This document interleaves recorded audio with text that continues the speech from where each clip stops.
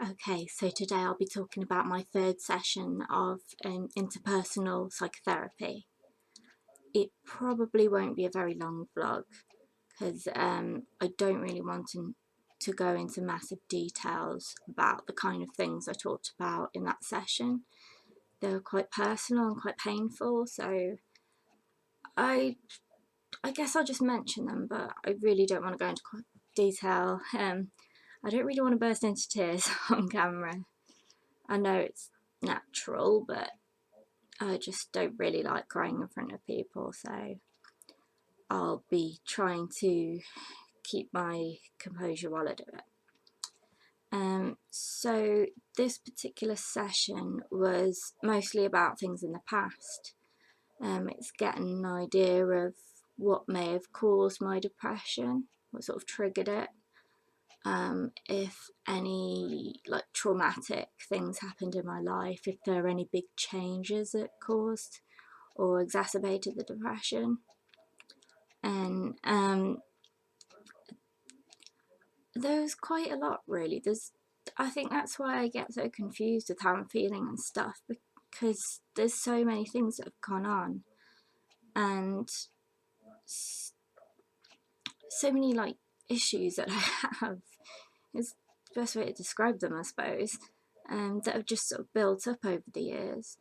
And I kept saying to my therapist that it's like a massive messy knot in my head, and I'm trying to unpick it, but it's hard to know where to start, and it's hard to know sort of what to prioritize in terms of unpicking that knot, you see. But yeah, I know that I do have to go into the past because that did have a big impact on my mental health nowadays. And I suppose there are a lot of things that I didn't really properly come to terms with or deal with properly. And a lot of them, I mean, if you've heard of the term triggered, it really is a serious thing. I know people have taken the mick out of the mention of being triggered, but it's really nothing to laugh at. There's certain things that trigger me, and what it causes, I self-harm more, my suicidal feelings get much worse, I get very, very panicky, I might not be able to do anything, it's like I freeze. You know, I see or hear the thing that triggers me and it's like I can't function. I mean, this is really serious stuff. That's why it makes me so angry when people, well, yeah, take the mick out of trigger warnings. I mean, mine's serious enough, but I know that for other people, certain triggers have caused them to go into crisis. They've ended up having to be hospitalised because of the impact of someone just not bothering to put a little warning before talking about something or showing a picture of something. All it takes is a little message just to let someone know, look, this contains this, so please take care while watching, or don't watch if it's going to affect you. This is really important. Okay, so I'm digressing again, but yeah, I do get triggered by a few things, and it does involve things in the past. So he asked me, the therapist asked me at first to do the symptoms review. If you saw my last video, you'll have an idea of what it is, but I can explain it quickly to you now. It's a sheet of paper, and you have, it sort of looks like a table basically, and there's all these different boxes, and it's to do with symptoms of depression specifically. So it'll be so in each box it'll say a symptom. So it'll have not eating, not sleeping, feeling guilty, feeling worthless, wanting to die, feeling like nobody likes you, not having motivation, not having libido, all these different things. There's far too many to recall right now. But yes, I ticked a lot of things there.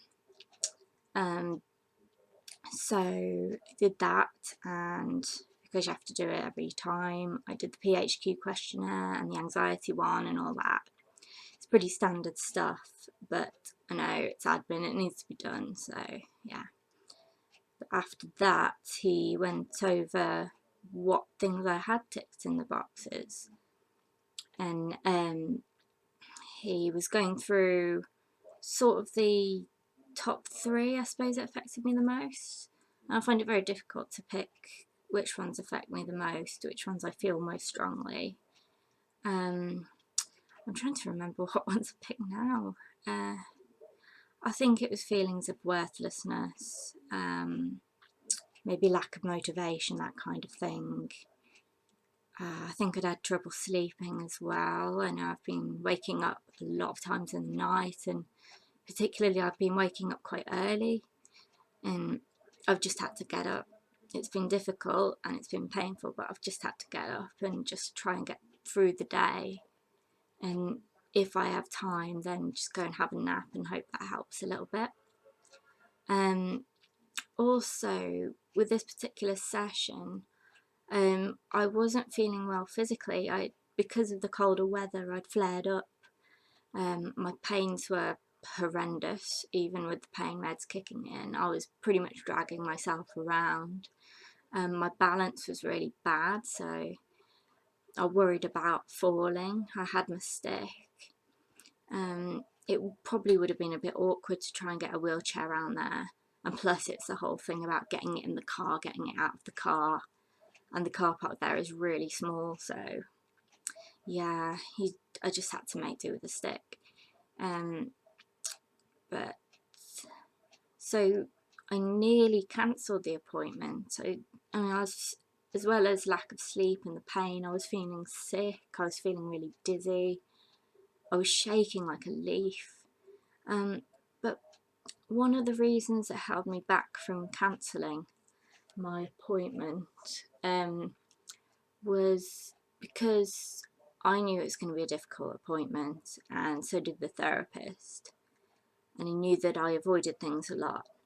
I worried that if I cancelled, he'd think that it was because I wanted to avoid that session, when I didn't. I knew it'd be hard, but I didn't want to, because it's something I really had to face, and it's got to be one of the most difficult things I do.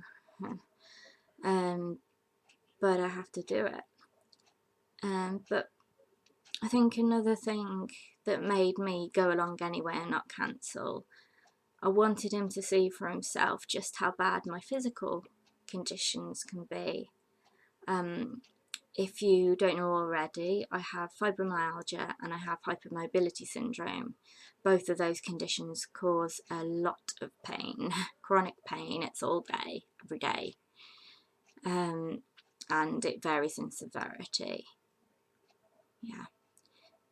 But, so he noticed straight away I was shaking a lot and stuff. But he was quite, in a strange way, he was quite pleased that I came anyway. He said it's quite brave of me and quite strong of me, I guess, if he said that. I'm not sure. So yeah, but at least he was mindful to be patient with me and stuff. I mean, my brain fog was getting quite bad as well, and at the start of the session, he asked if I remembered what he said we were going to do, or what we did last session. And I was struggling to get my words out. I was really, really struggling to remember things. And I sort of managed to say the odd thing, you know, more of an introductory thing with the interpersonal therapy, stuff like that. So we covered that. And then, of course, with the symptoms review and all that, we covered that. So then we went on to talking about the past, and I think he sort of linked it to some of the symptoms on the symptoms review. And I can't remember how exactly we came around to certain things, but we did. So I have problems with, I suppose, trusting people. I worry about what people think of me. I worry about not being believed. Of course, there's certain things that trigger me very easily, and it's very, very hard to cope. And it's something, it holds me back from so many conversations that it's something I'd like to get past. You know, I'd like to be able to cope with joining in conversations about certain things. Okay, I've mentioned it in my blog, but one of the things that happened in my past that I really struggled to come to terms with was when I was 19, I had a termination. I was in university at the time, and I was so focused on my career. I mean, at the time I was physically healthy. I felt the best I'd felt in years, and I was confident. I guess because I was popular as well, probably because I was confident. And it felt like things were going right in my life. You know, I'd had so much bullying and stuff, and I was out of that. You know, I was making friends. I felt like I fit in. It was going really well. I was happy. But it was someone I'd recently broken up with at the time, and then I found out I was pregnant, and I was really panicky.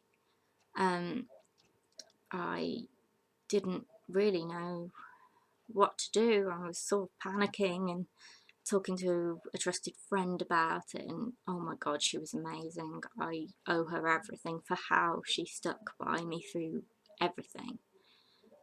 So went through the termination, and it was really traumatic. I'm trying not to cry think about it now. I'm trying to distance myself from it a bit. Basically, I thought the nurses would be compassionate. I thought they would be supportive and non-judgmental, but I found for the most part they were the opposite. They were horrible. They were not very accommodating, because I had to travel quite a way to get to this place to have the termination, and they were trying to get me to come in for a very early appointment, but I'd have had to get up at ridiculous o'clock, you know, I mean, really, really early, and I was relying on someone to give me a lift, and I didn't think it was fair to expect them to get up at ridiculous o'clock. So eventually they let us go for the later time in the morning.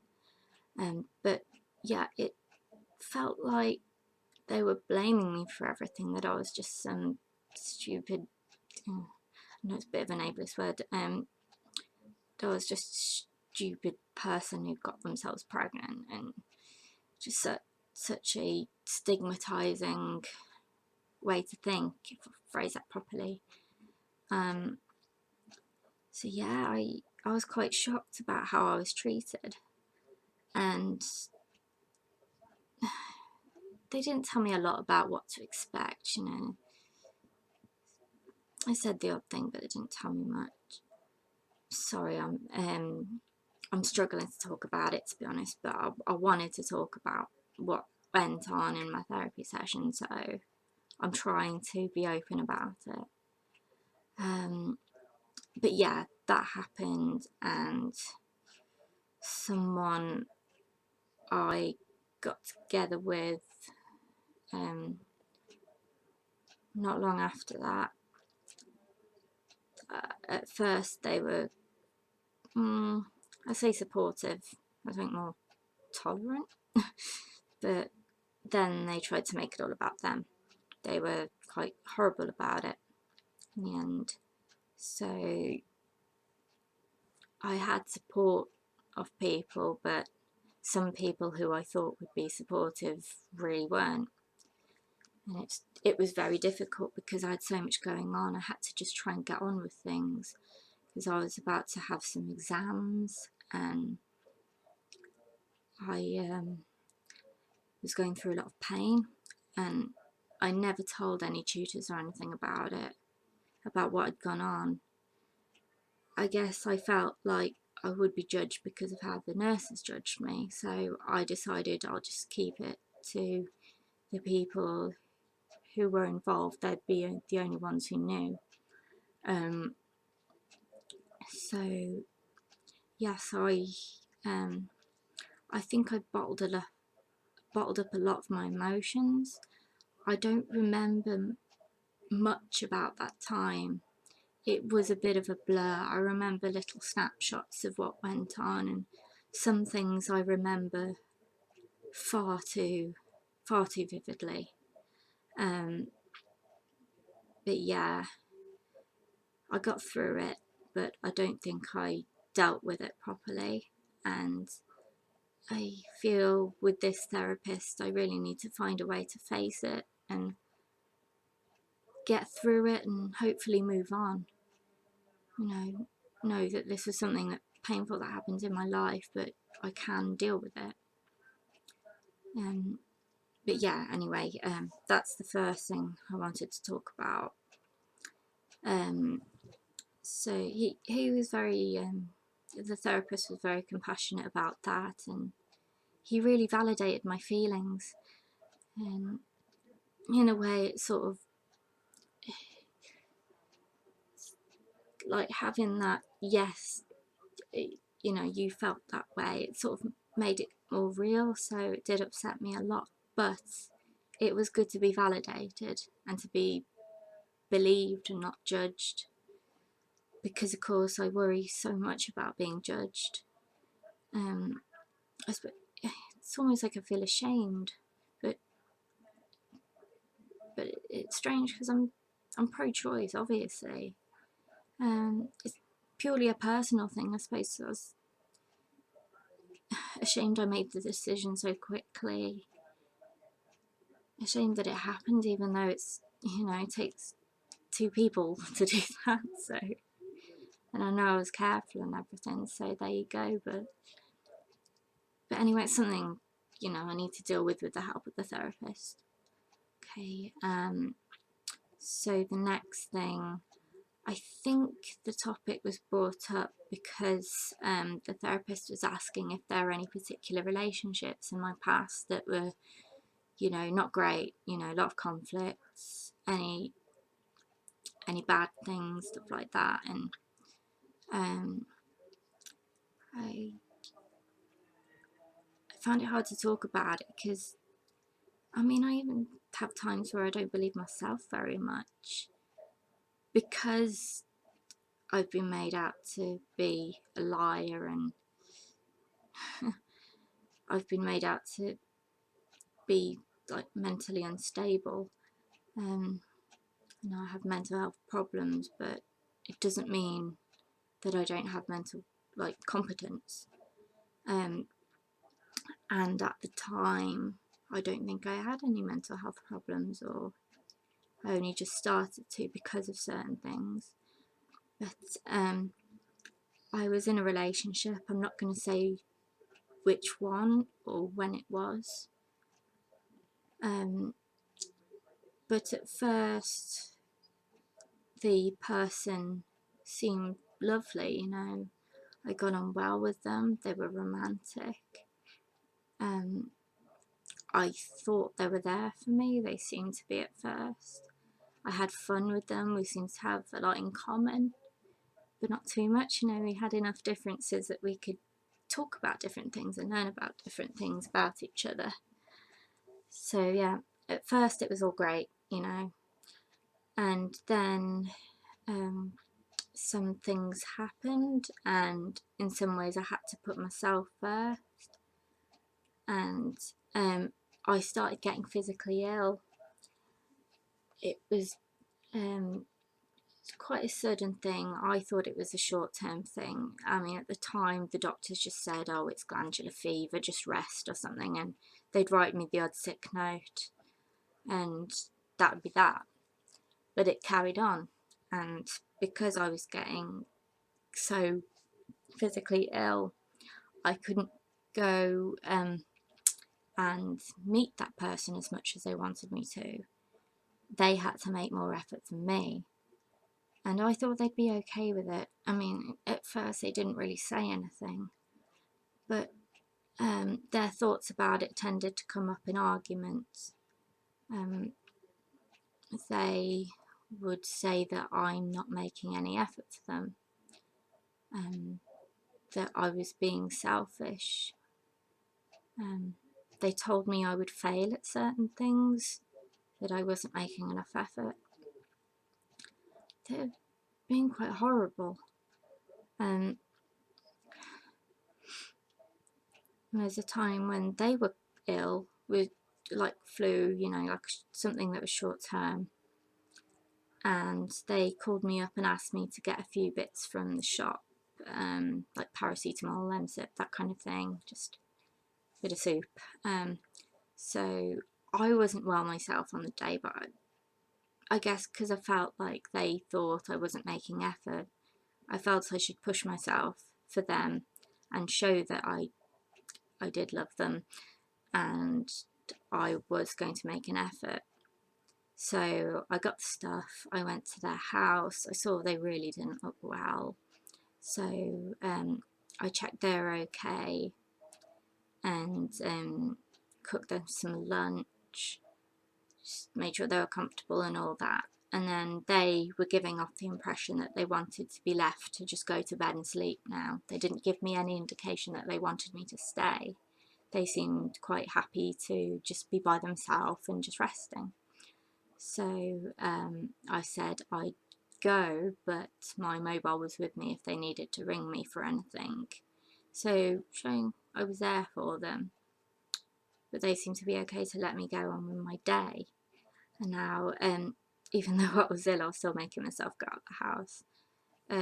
There was some meet up with a few friends, and my boyfriend at the time was going to come until, you know, he had flu. And I said, so yeah, I went to that and I had a bit of time there and went back home when, you know, when I was knackered. So yeah, as far as I knew, it was all fine. He was fine about that. But in some arguments later on, they'd bring that up and they would belittle what I'd done. You know, I might have mentioned to them, oh, you don't seem to be supporting me much. And they'd say, oh, you know, they'd turn it around so as if it was my fault.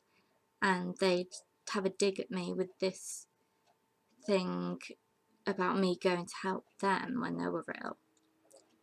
And like they were saying, oh, you didn't do much, all you did was heat up a bit of soup, you know, so that's nothing, you know. So it felt like anything that I did for them was nothing, that I was doing the bare minimum or something. But I was doing my best. You know, I'm not claiming I'm perfect as a partner, but I was doing my best for them, considering how ill I felt and how much I struggled to do anything, really. But yeah, there was that. So there was belittling me and putting me down, blaming me for things. And then when it came to friendships, they'd be quite jealous about certain friends. And they would constantly say, oh, they just want to go out with you, you know, they just fancy you. And they wouldn't say exactly don't go and see them. It was more sort of implying that they weren't happy about me going to see my friends. And it was also when it came, they were quite possessive over their own friends. So if I mean, I'd made friends with their friends, and like mutual. So if I ever mentioned them, those friends, he would be like, no, those are my friends, they're not your friends. It's almost as if he was really offended that I dared to think of his friends as my friends too. And especially when we broke up, he got really nasty about it. And in the relationship,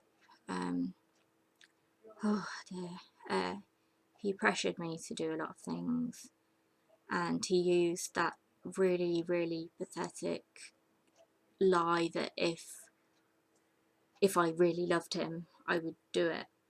So I think you can guess what kind of things, but I was pressured into certain things, and I thought because I said yes, whether it was under coercion, that it was me saying yes to it and consenting. But now I know a little better, and it wasn't right that I was feeling so horrible and disgusted with myself afterwards. It wasn't right that I was being pressured into it. That's not right. That's not healthy. So I spoke about some of this probably in more detail to the therapist, and I pretty much broke down because he validated what I said. You know, it's like he believed, and the therapist believed me, and he told me that it sounded as if I'd been in quite a controlling and abusive relationship. Now this, I guess I'd been a bit in denial about that. I thought, oh, it's just a crap partner, you know, just a bad experience, but it seemed like it was so much more than that. And I guess I didn't realise just how bad, how serious the situation was, and having it laid out in front of me, being said to me by someone someone who's just hearing my words, it really, really, really upset me. I broke down. The session ran on longer than an hour because I had to have time to calm down. It's been a long time since I've cried as much as I did. You know, I was getting to a point where I was, well, maybe having a panic attack even, or even just close to that. And yeah, it was horrible. But this is something we're going to talk about a bit more, I think, in the next session. So I'm really not looking forward to it, but I know that I have to talk about these kind of things if I ever want to move on from them. So yeah, I mean, that was pretty much what took up most of the session. And I know in the next session, I think we'll be talking more about relationships, like past and present. So yeah. So I mean, the present stuff I'm not too bothered about. The people who are in my life, that I keep in my life, are people who support me. You know, I've ditched anyone who doesn't support me now, because I just don't have the emotional energy and I suppose strength to chase after people who just aren't bothered, or put up with really insensitive comments from people. I probably push people away quite hastily, but I guess I'm doing it to protect myself, so maybe that's okay for now. Okay, I'm sorry this has been such a negative post, a negative video, and it definitely wasn't as short as I thought it would be. I think it may be my longest one yet. Let's see when I edit it anyway. But if you managed to get this far, thank you so much for listening. I know it's not easy, but this is reality, you know. Things aren't always easy. So hopefully my next session will be a little better, and then I'll feel a little better afterwards, so I can give you a sort of more positive video. But for now, I'm going to look after myself. Self-care is important, and if you need to do the same, that's okay. You must prioritize yourself. I'm saying that as someone who rarely does, but I know it's right. You must prioritize yourself. You matter, even if you feel like you don't. So I'll leave it there, and take care, everyone. I'll see you soon.